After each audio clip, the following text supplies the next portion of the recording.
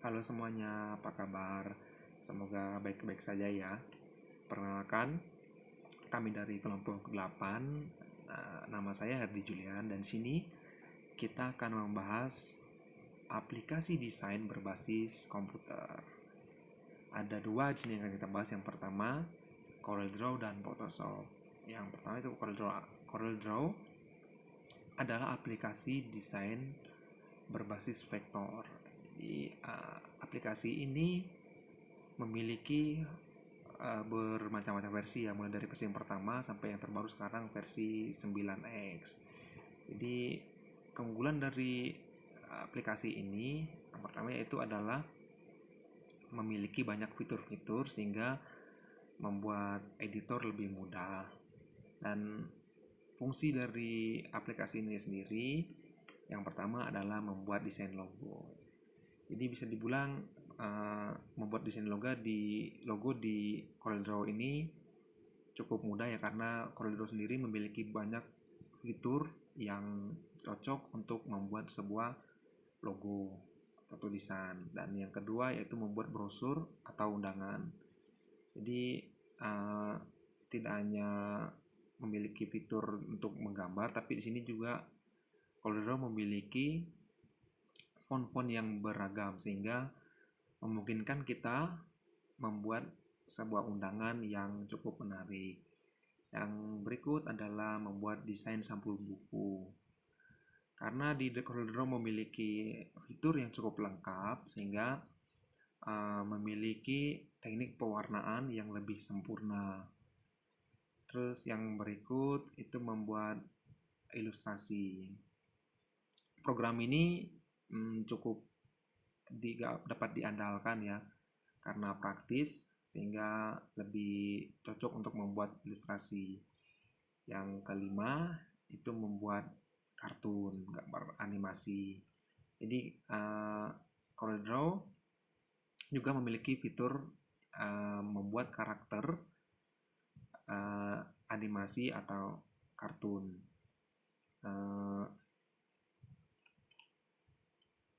Kelebihan CorelDRAW sendiri yang itu tadi, yang pertama fitur-fiturnya cukup lengkap. Yang kedua, karena fitur lengkap jadi memudahkan kita dalam membuat gambar yang lebih menarik. Dan ya meskipun untuk kekurangannya sendiri, CorelDRAW memiliki ukuran yang cukup besar ya untuk aplikasi desain dan untuk memakan RAM yang cukup besar. Baik, itu untuk CorelDRAW. Assalamualaikum warahmatullahi wabarakatuh. Saya Jofel Jabar Ukur dari Pendidikan Teknologi Informasi.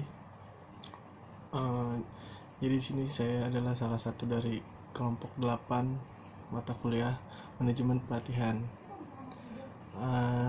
Saya harap teman-teman semuanya sehat selalu dan selalu di rumah aja, karena kita lagi mengalami pandemi yang sangat besar, yang sangat tidak terduga oleh semua orang. Nah, kembali lagi ke pelatihan kita nanti. Jadi saya di sini akan menerangkan beberapa poin yang akan kita laksanakan di pelatihan nanti, yaitu yang pertama tentang Adobe Photoshop. Adobe Photoshop atau bisa disebut juga Photoshop, sudah banyak mungkin yang sudah mendengar kata tersebut. Adalah perangkat lunak editor citra buatan Adobe System yang dikhususkan untuk pengeditan foto atau gambar dan pembuatan efek.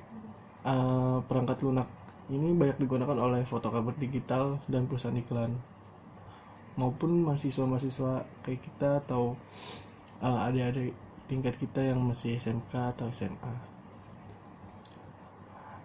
Jadi di sini ada beberapa versi sebenarnya. Ada yang versi CS2, versi 10, atau versi CS3, versi 11, dan masih banyak yang lain. Photoshop tersedia juga di Microsoft Windows dan Mac OS atau versi ke-9. Ke atas juga bisa di sistem operasi lain. Nah, jadi yang kita akan bahas nanti di manajemen pelatihan yaitu tentang bagian tool. Tool di sini tuh, tool dalam Adobe Photoshop adalah alat yang dapat membantu kalian semua pengguna dalam mengedit. Adobe Photoshop CS3 memiliki kurang lebih 59 tool yang dapat dipakai oleh pengguna kita semua. Tool-tool tersebut terdiri dari berbagai macam tool dengan kegunaan yang spesifik.